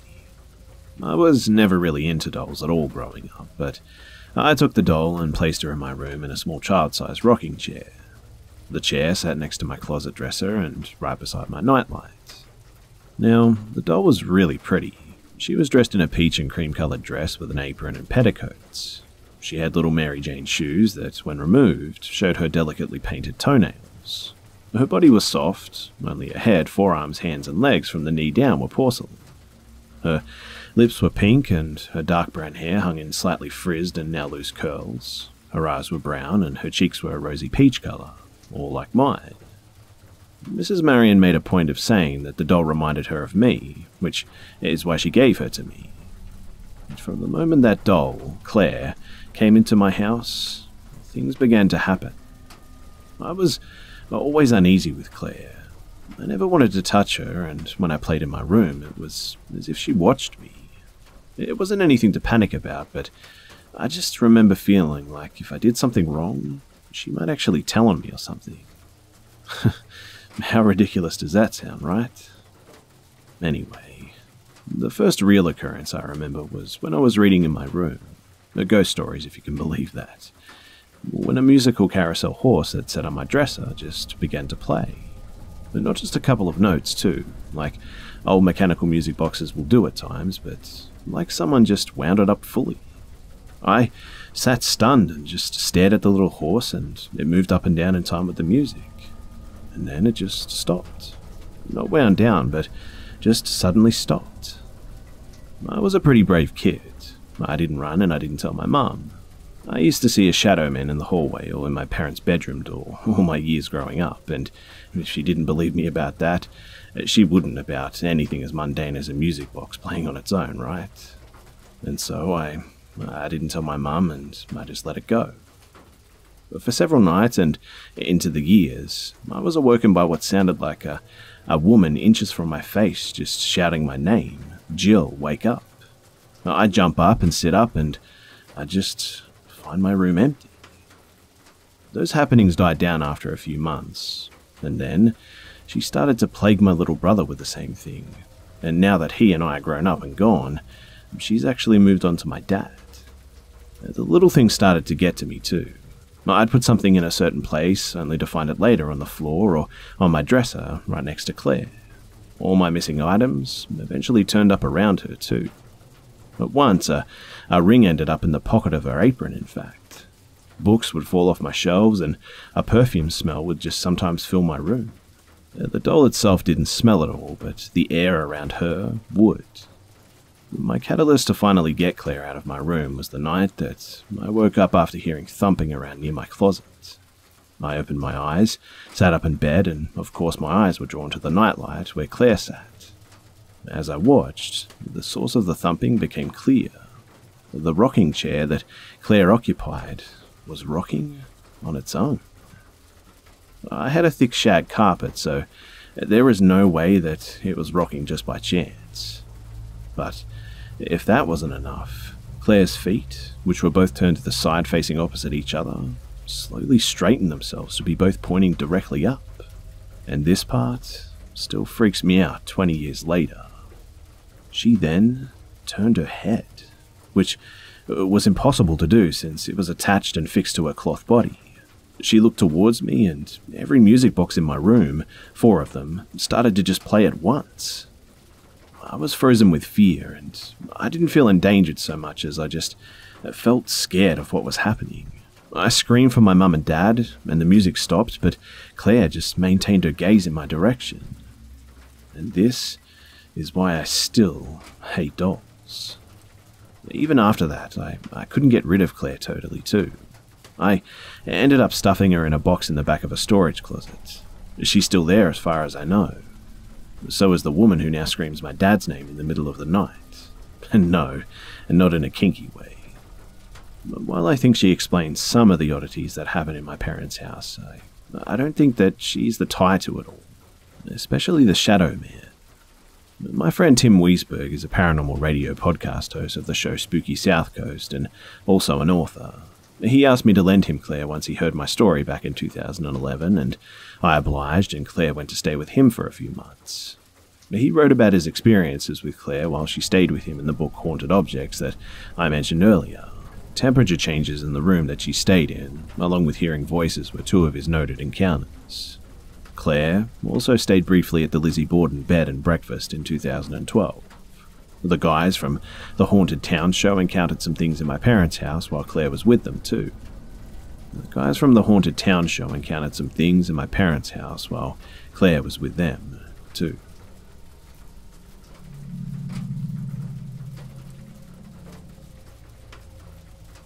This happened to me when I was around 15 years old, and I still have no idea why it happened or what it meant, but even now it impacts me as I'm 22 years old. So right next to my house growing up, there was a long gravel road that leads up to a cemetery on the hill. Right at the top of the hill, just before the cemetery, there was a house there. I spent a lot of time in this cemetery because I would walk or ride my bike up the gravel road and spend hours there just walking around or sitting under the trees and whatnot. But being so content with the wind and the silence, I just generally felt calm and safe there. But much of my family was buried there as well, so it was kind of comforting knowing that it was kind of my space. There were a few creepy things that happened every once in a while, but nothing too major and nothing too alarming or anything. There was a quick dart of a shadow behind a tree or a faint giggle or something, but I never felt threatened or scared or anything, even though I am a huge scaredy cat. But what happened on this one particular day, it scarred me for the rest of my life. So one day, I jumped on my bike and began riding up towards the cemetery like any other day. When I began nearing the incline where the gravel road turned to pavement, just before I could see the cemetery poke up, I saw smoke. It was strange, I thought. But I continued to ride and immediately saw that the entire hillside next to the cemetery, just outside of the fence surrounding it, the whole thing was on fire, engulfed, totally in flames. I raced over, dropped my bike and walked over to the fire, and I could feel the heat from the flames. It was really hot, and I could hear the crackling, and the flames were low to the ground, almost as though they had become the grass itself. But my first thought was that they must have been brush burning or something, and it had just gotten out of hand. In a panic, I jumped back on my bike and frantically began to ride back towards my house. After I had only gotten a few feet away, I looked back over my shoulder, and there, standing among the fire, was a solid black figure. I could tell what he was wearing, and he looked solid. He was wearing an old-style brimmed hat, and what I assume was a shirt with sleeves rolled up and suspenders, and he was holding a scythe or something. An old scythe used to cut wheat and such.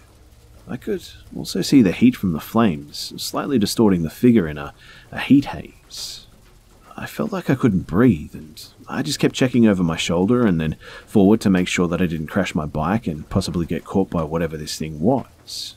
As I sped past the house near the cemetery, the man who owned it, who was always nice to me, was sitting in his driveway with his mail. He looked up at me, having a clear view of the scene behind me, mind you, and just smiled at me as though he didn't see anything. I looked at him sickly and then back over my shoulder, and the figure was still there, seemingly moving towards me slowly now. Tears were running down my face now, and I continued to check the figure until I was at the end of the hill and could no longer see it. I could still see the smoke rising in the sky though, and when I reached my house I threw my bike down and bolted into the house, falling onto the floor crying and unable to breathe. My parents looked at me confused as they ate dinner, and I tried to explain, but just ended up telling my mum to get in the car and come to the cemetery with me. Quickly, we got into the car and raced out of there, and I was terrified sitting in the back seat, peeking out the window, and when we arrived, there was nothing. No figure, no fire, and Not even any residual smoke or burn marks on the grass or anything. I got out of the car confused and walked slowly over to the grass where only minutes ago it had been totally in flames. I touched the grass and I started to cry again. I knew that my mum, or anyone for that matter, was not going to believe what I had just seen or experienced. I was scarred after that for a long time too. I couldn't sleep and I just never wanted to be alone, in fear that whatever that thing was would come after me.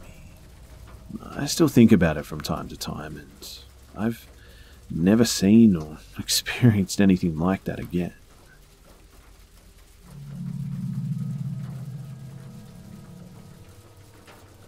So my childhood was just pretty much a train wreck.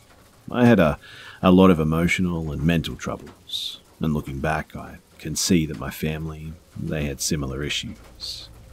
My mother was mentally abusive, and my father distanced himself from me, and I acquired anxiety and possibly depression, I think. The school was going horribly, and I believe that this was all influenced by a malignant paranormal presence. Nobody wants to hear about my dysfunctional family, so I'll stick to the paranormal part, though.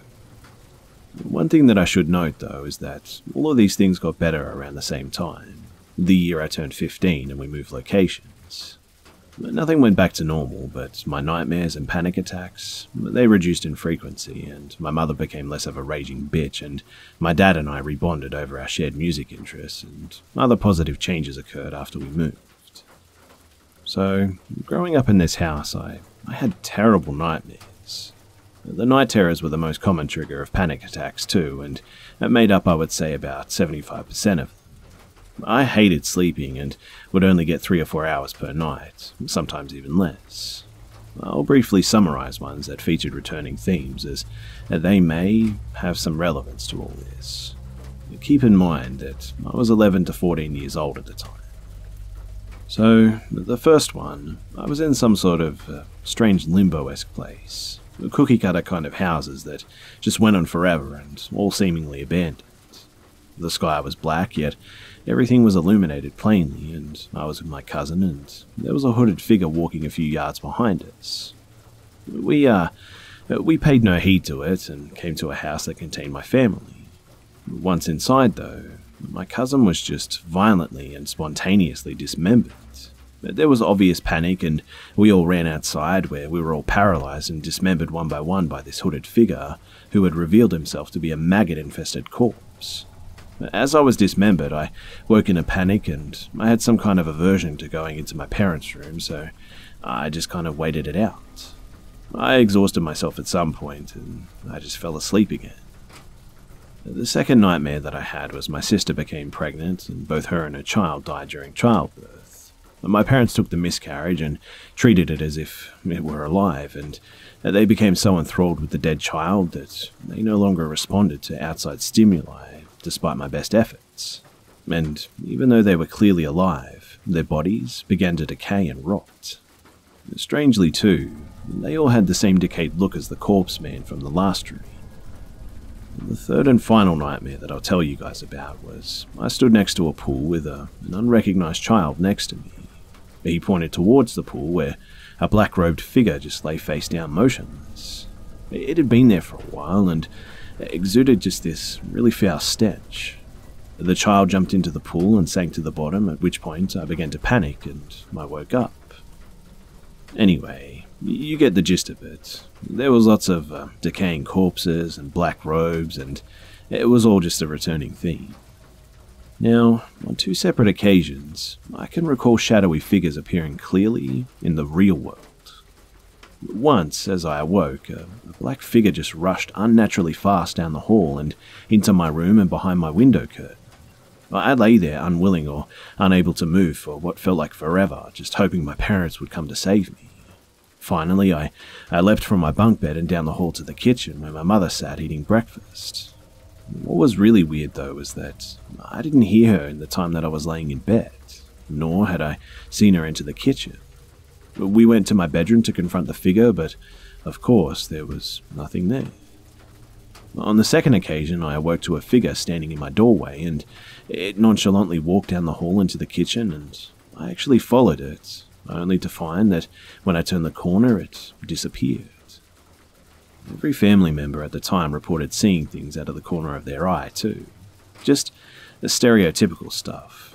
A lamp shifting, stuff falling over. More notable ones were figures moving just out of sight, but these were much less common. My family seems to have wiped this entire time period from their memory and just refuses to talk about it now, aside from my sister, that is. I haven't pushed to get any information out of them, but maybe I should try and talk to them.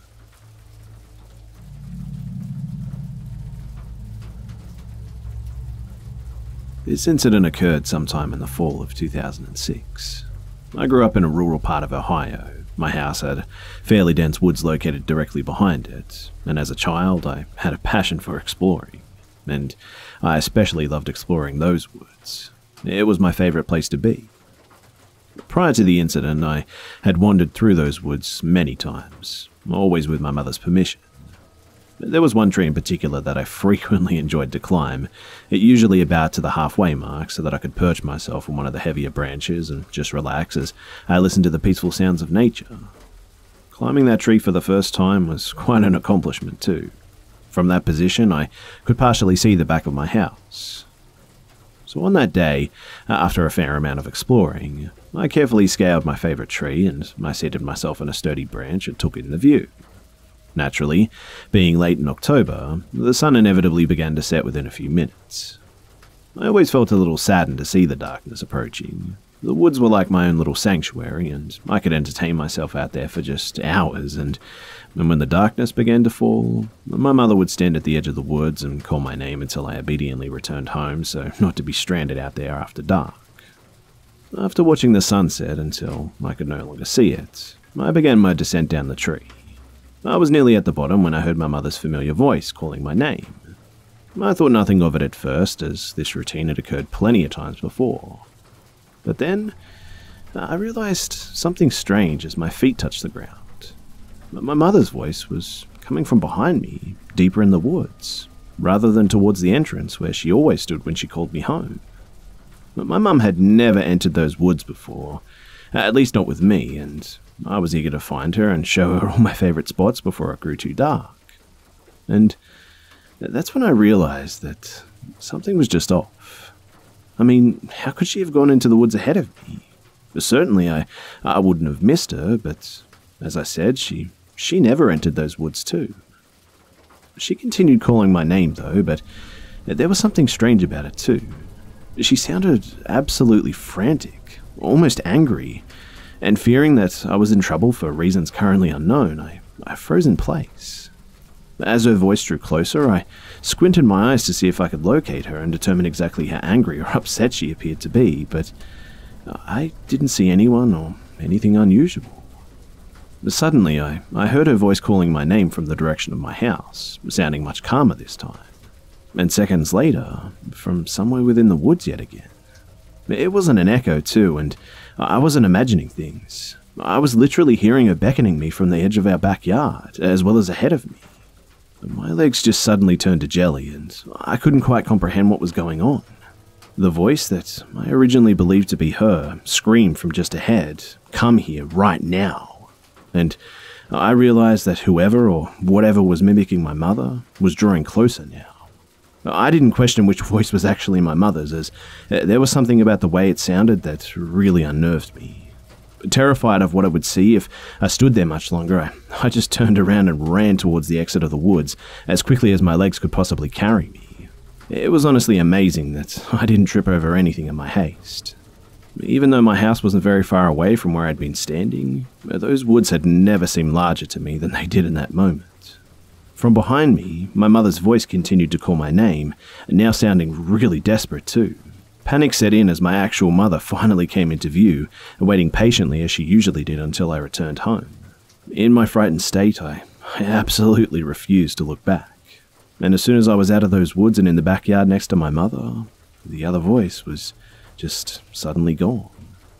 Rather than fading away, it just seemed to stop the very moment I stepped foot into my backyard. I must have looked as frightened as I felt because my mother asked me what was wrong. Slowly but surely, my panic subsided, but I didn't say anything until we were safely inside of the house with our doors locked. I asked my mother if she had entered the woods, and appearing confused by the question, she told me that of course she hadn't.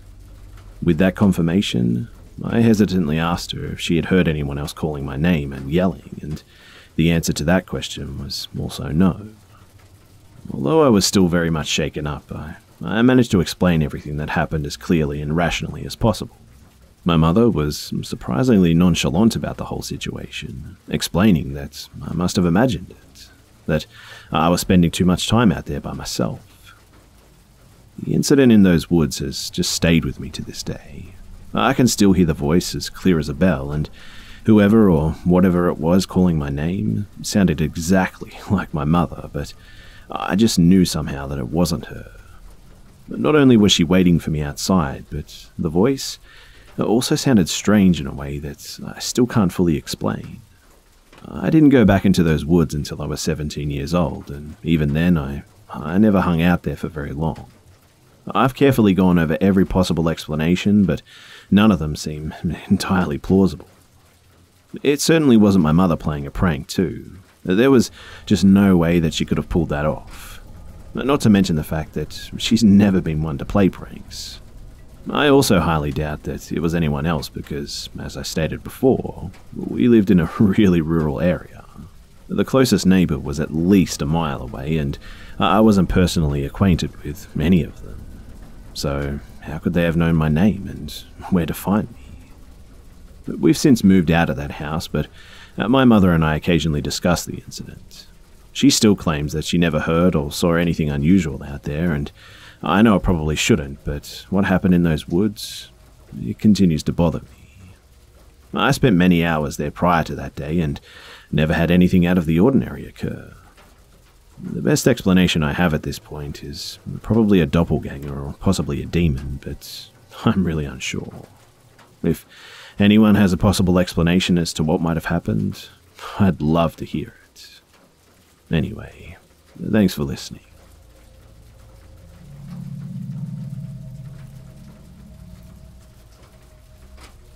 When I was about 8 years old, my brother, who was 8 at the time, and cousin, who was 9, all stayed with my grandparents one night.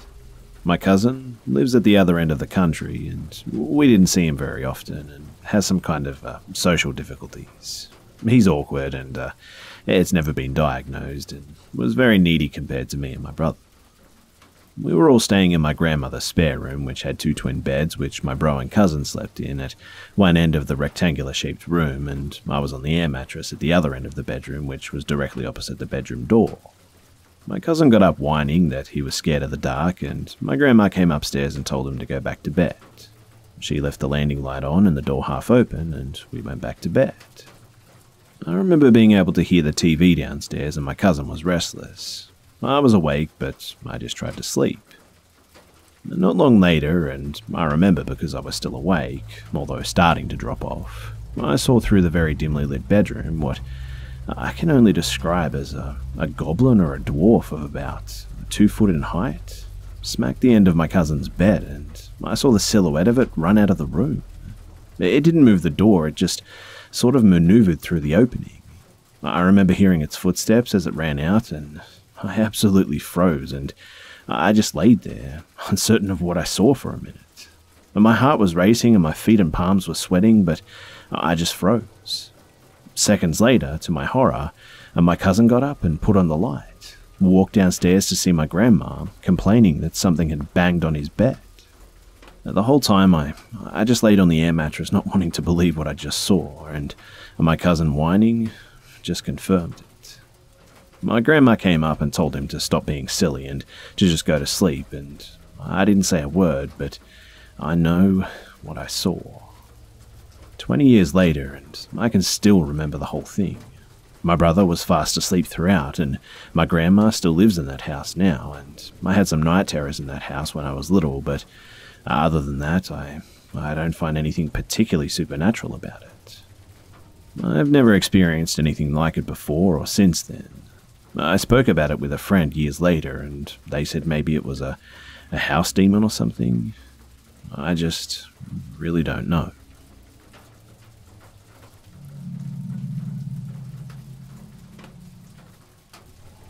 This story was told to me by my grandfather and told to him by his friend while he served in the Vietnam War. And this is going to be told in the point of view of my grandfather's friend. Before I was drafted, I was working on a farm in Alabama. All my life, I've been working on a farm with family and friends, and we never had much money, so about 20 of us had lived in an old plantation house. On the property, there was an old barn that we kept the workhorses, one mule and a few hogs in. Next to the woods were some old slave houses that some of our friends lived in too. Every morning as the sun rose, we rose, and for breakfast we ate whatever was for dinner the night before. We didn't have time to sit and wait for food to be cooked. Us kids had to work with the women, so we mostly just picked whatever was being harvested that year. Basically, all I'm telling you is that it was pretty hard work. We always had some strange things happen to us too.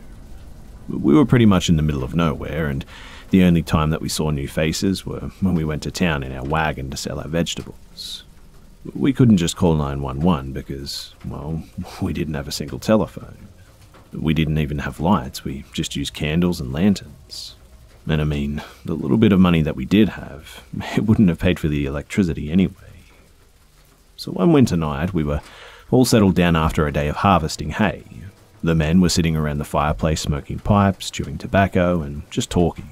The women were either talking to each other or reading some of the magazines that we'd brought from town.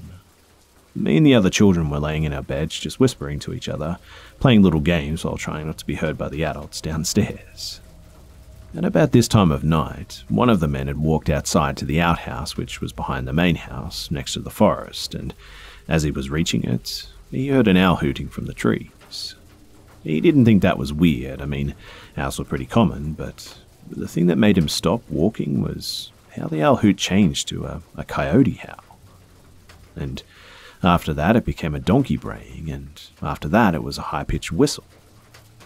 The man yelled into the woods, thinking and hoping that it was just somebody playing tricks.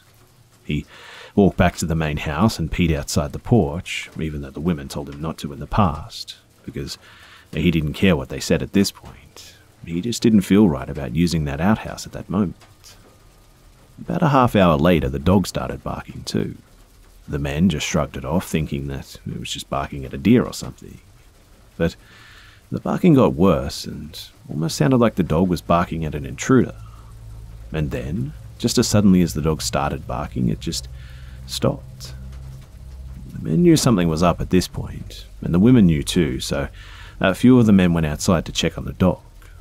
When they found the dog behind the barn, its belly was ripped wide open, and its tongue seemed to be bitten off. They knew that a coyote didn't do this, and nor a bobcat.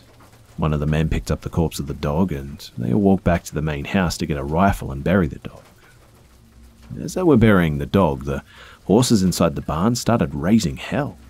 The men knew that whatever it was that killed the dog was now trying to kill a horse too, so they ran to the barn and opened the door, and there come the horses and searched the barn for the animal, and as they were searching, one of the men pointed out that all of the horses' tails, they were all braided now. At about the time he pointed this out, they then heard footsteps in the hayloft. Two of the men rushed to climb the ladder, but when they got to the top, they didn't find anyone. Everyone knew what had visited the farm that night. It was known at the time that witches, they braid the tails of horses, and it was known for them to make weird sounds to draw in their prey. And this is a story that I'll never forget. It's something that will always make my skin crawl.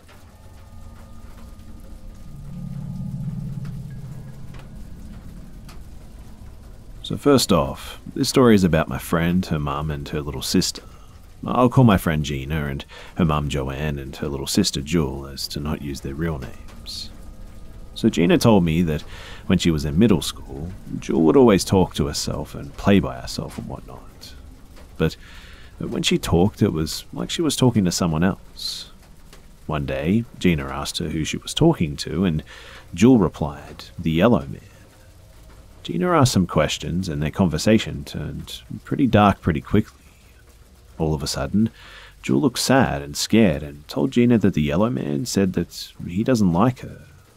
He said that he actually wants to hurt her, and Gina was pretty creeped out by this and just left it at that.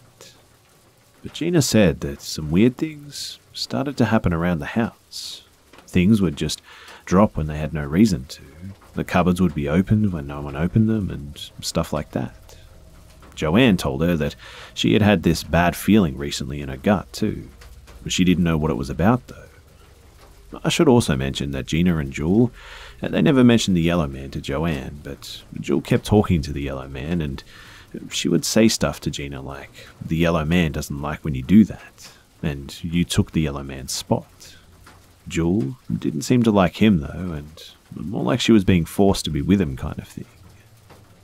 Anyways, one morning, Gina, Joanne and Jewel were walking down the stairs when, all of a sudden, they all fell down half the flight of stairs. Gina was in the back and said that it felt like someone had pushed her over from behind. But Joanne was mad and asked her what had just happened, and Gina told her mum what she had felt. But Jewel looked really scared, and then said that the Yellow Man did it. He said that he doesn't like you guys and he actually wants to hurt you. Gina then told her mum everything, and a week later, Gina and her family moved out of that house because they didn't want to risk injury or even death because of this thing. They never heard from the Yellow Man again once they moved, and Jewel says that she doesn't even remember the experience.